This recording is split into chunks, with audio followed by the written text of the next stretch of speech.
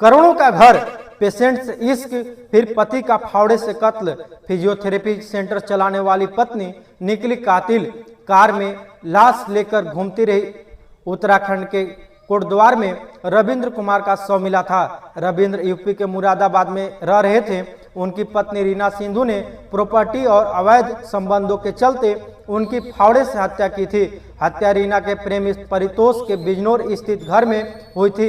वहां से लाश को कार में डालकर सैकड़ों किलोमीटर दूर ठिकाने लगाया गया था। रीना फिजियोथेरेपी सेंटर चलाती थी, जहां परितोष पेशेंट बनकर आता था। उत्तराखंड के कोटद्वार में बीते 5 जून को दुगड्डा मार्ग पर सड़क किनारे एक अज्ञात शव मिला था, जिसकी पहचान दिल्ली के बसंत कुंज निवासी रविंद्र कुमार के रूप में हुई। पौड़ी पुलिस ने 15 दिनों की तफ्तीश के बाद इस रहस्यमय हत्याकांड का खुलासा कर दिया है। इस हत्याकांड की मास्टरमाइंड मृतक रविंद्र की पत्नी और उसका प्रेमी है। फिलहाल दोनों को गिरफ्तार कर लिया गया है। आइए जानते हैं पूरी कहानी। आपको बता दें कि गिरफ्तार किए गए आरोपियों की पहचान 34 वर्षीय रीना सिंधु के रूप में हुई है। रीना मृतक रविंद्र कुमार की पत्नी है। वर्तमान में दोनों मुरादाबाद के रामगंगा बिहार थाना सिविल लाइंस क्षेत्र में रह रहे थे। वहीं दूसरा आरोपी 33 वर्षीय परितोष कुमार है, जो बिजनौर जिले के थाना नगीना के सराय पुरैनी गांव का रहने वाला है। परितोष रीना का प्रेमी बताया जा रहा है। पुलिस जांच में सामने आया कि रविंद्र की हत्या की साजिश रीना और उसके प्रेमी परितोष ने मिलकर रची थी। दोनों ने मिलकर पहले रविंद्र को शराब पिलाई, फिर फावड़े से उसकी हत्या कर दी और शव को कार में डालकर बिजनौर से कोटद्वार लाए। यहाँ दुगड्डा के पास सड़क किनारे शव को खाई में फेंक दिया। आखिर में गाड़ी को नोएडा में छोड़कर फरार हो गए। हत्या की जड़ में लालच और अवैध रिश्ते। पूछताछ में रीना ने बताया कि मुरादाबाद में पति रविंद्र का एक बड़ा मकान था, जिसे वह बेचना चाहता था, लेकिन मैं इसके खिलाफ थी। इसी दौरान मेरी मुलाकात फिजियोथेरेपी के बहाने पेशेंट बनकर आने वाले परितोष कुमार से हुई। देखते ही देखते हमारे बीच प्रेम संबंध बन गए। फिर दोनों ने रविंद्र को रास्ते से हटाने की साजिश रच डाली। पुलिस की गिरफ्त ने रीना और परितोष। 31 मई को रीना ने रविंद्र को बिजनौर के नगीना स्थित प्रेमी परितोष के घर बुलाया। वहां शराब पिलाने के बाद परितोष ने फावड़े से रविंद्र के गले और छाती पर कई बार वार किया, उसकी हत्या कर दी।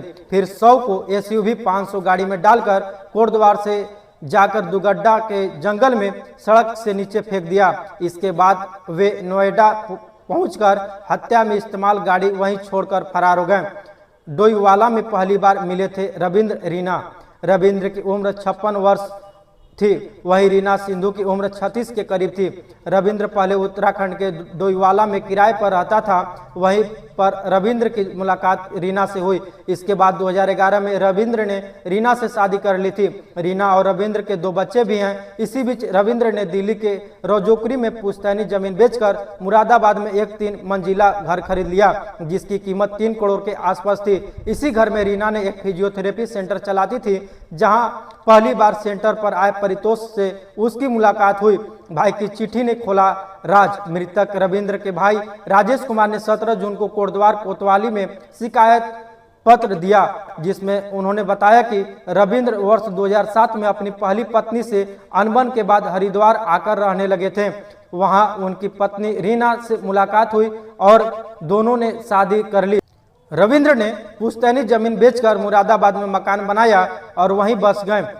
राजेश ने बताया कि रविंद्र कभी कभी दिल्ली या बोहड़ा कला हरियाणा आया करते थे और परिवार के संपर्क में रहते थे। उनके द्वारा परिजनों को बताया गया था कि मकान से उन्हें 1 लाख रुपए का महीने का किराया आता है और वे बिजनेस में काफ़ी व्यस्त हैं। परिवार को लगा कि वह खुश हैं, लेकिन 5 जून को कोटद्वार से पुलिस का फोन आया कि रविंद्र का शव जंगल में मिला है।